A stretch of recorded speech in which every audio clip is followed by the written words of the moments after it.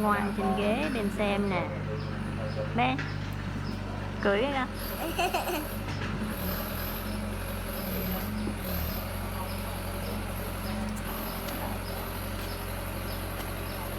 Xúc vậy hả? Sẽ xúc đất xúc sao đâu? Rồi nó xúc đất nó bỏ rồi kìa. Nó xúc đất nó bỏ nè. Xúc tay trái coi. Xúc bằng tay trái coi. Ồ, xúc vậy á hả? Ồ, xúc vậy hả con? Ồ, hay quá. Rồi, xúc bằng tay trái nha.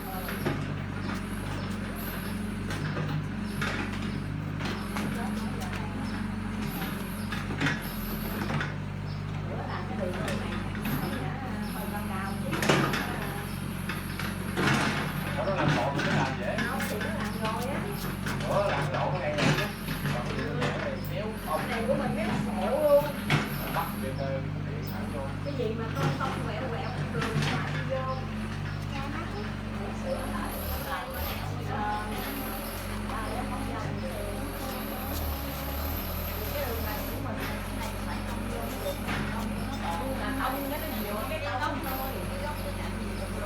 Đừng vô mắt nha Ben.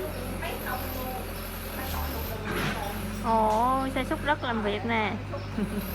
Cô chú nhìn Ben làm xe xúc đất nè.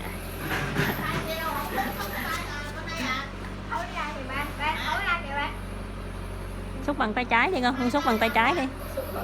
Đó, đi ra ngoài đó xúc đi.